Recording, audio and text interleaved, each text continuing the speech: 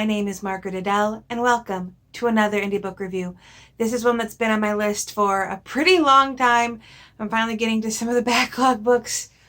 Whoops. But this is the new adult urban fantasy, I guess you could call it, Strings by Ryan Hickey. This is all about a 20-something man named Caleb who works as a scribe, and the job of a scribe is basically to fend off all of these otherworldly monsters from another land called Speculon. And I was really intrigued by the magic system of how exactly he fights.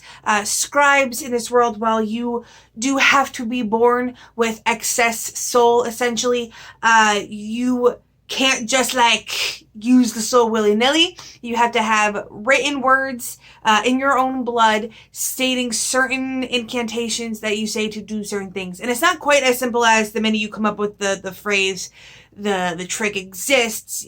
There's a whole process to it, and it explains it in the book. But I just love the imagery of a bunch of magicians having floating magical glowy books above their hands. It was very fun for me. And the creatures that come out of Speculon are also very unique to this world, and they come with the added question of, are they really the monsters? Which I know is a fairly overdone trope, but darn it if I don't love it.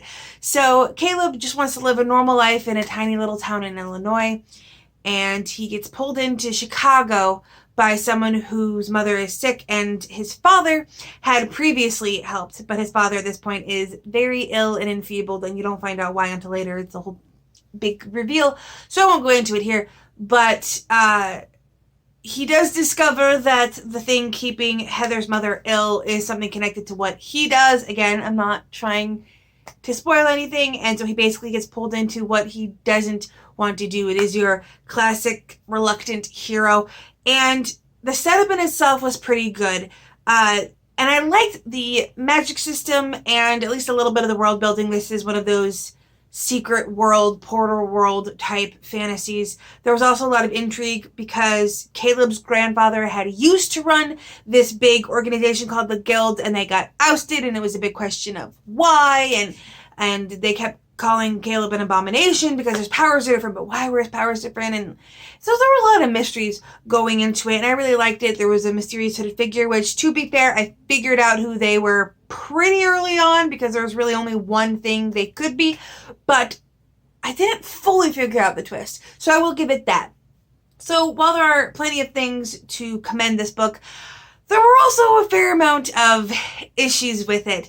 And a lot of these issues are things that I see in a lot of debut indie books. And that is, the concepts are great. The plot, if I were to lay out the bare bones of it, is great. But it races through it. I've mentioned this before in some other reviews, but if I was to lay out for you everything that happened in this one book, you would think I was either talking about several books in a series, 2 or 3, or one giant book that's 500, 600 pages. So the fact that this book is only 320-ish, depending on what you read it, pages, a lot happens. And the fighting sequences, the combats, the action scenes are very in-depth and very long and drawn out. But the problem is that because those are so long and drawn out, the character development tends to get rushed through. There were almost times where it felt like we were kind of rushing through the slow parts to get to the next action scene. For example, Caleb is talking to Heather and other friends. There's this cool butler character that turns out to be queer.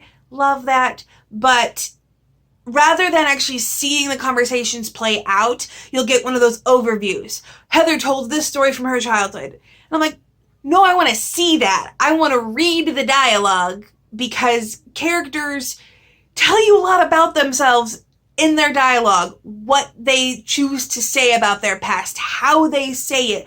That's a big part of the characterization, and that's why going into this, so many of the characters felt kind of flat because it always seemed like it was trying to move to the next action scene, move to the next plot beat, and there were a ton of major plot beats.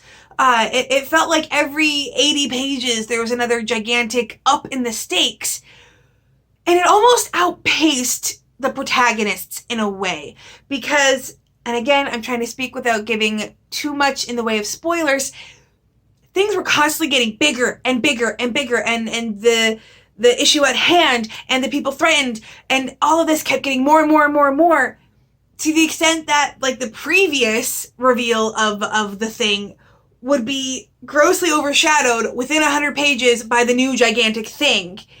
And it got through so fast. I'm like, you could have taken this single plot line out into like an 800-page book if you wanted to. If you'd given everything the proper depth, if you had taken the time to do the character development.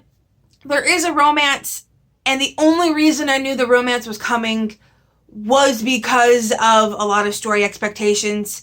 You have a protagonist of one sex and a major character of the another sex, and it's kind of a given at this point in a lot of stories. It wasn't like oh, they have chemistry. It's oh, they're going to end up together because this is a book and they're going to end up together. Not that I would be against it, not that I had any really issues with it. It's not problematic at any point. It's just meh. But one of the big things I had when it comes to characters, and if you haven't figured it out by now, I'm really big in focusing on characters, is I have no idea what Caleb's arc is really supposed to be, because he has like 3 or 4 different ones, and one that I honestly would be more interested in. There's the thing of he doesn't want to kill, and he's slowly having these questions about the quote-unquote monsters that he's been told are monsters that he should be fighting. But he never really necessarily finds a way over it. At least you don't really know. He never comes up with a solution of, oh, we can solve our problems without having to fight by doing X, which maybe that's coming in a future book. This is a series. There was also him overcoming various trauma points from his childhood. There is abuse. If I remember correctly, not a lot of it is directly shown on page, but there are a lot of mentions of it. Caleb's grandfather was very abusive, and over the course of the story, you learn that he holds a lot of resentment against his father for not stepping in, for not trying to stop it. The one I honestly wanted him to have as an arc was I wanted him to realize he's not a leader, because he's kind of not. And this is an arc that I know is very... well, it's not usually done in protagonists. Usually a protagonist's arc is all about them accepting their leadership position and becoming a leader. The thing is, Caleb kind of sucked at making plans. Like, almost every plan he made, when he came up with them, because there would be giant jumps, giant time skips in which he hadn't come up with anything, they inevitably would either fail or, like, weren't really the right thing to do. And it was always... almost always someone else coming up with the plan that actually moved the plot forward. Whether it was Heather, whether it was the Butler Wilson, someone else was like, okay, let's do this. And that would be what did it. And like so much of the time, whatever plan Caleb came up with failed or fell through. And so I was really hinging on it being, oh, is he going to have a moment of, you know what, I'm fantastic in combat? Because he was. The combat scenes were very well done, but he sucked at planning. So my whole thing, I thought, was him going to like realize that he should take a step back, let someone else make those decisions, accept that he is not the leader that his grandfather was, and that's okay. He doesn't need to be like his abusive grandfather, and let Heather or Wilson take over. But that didn't really come to fruition. Again, this is a series, so those themes might come up in the future. But in general, this is a book, like a lot of indie debuts I have seen, wherein there are so many strong concepts and ideas and world building, but the actual plot beats and the actual execution of those plot beats needs a little bit of work. So I gave this book 3 stars, which for me means I will not be continuing with this series. However, there is a ton of potential in this, and I would definitely be interested to see what the author comes up with next. I am still closed for right now. Things don't seem to be easing up as I had hoped.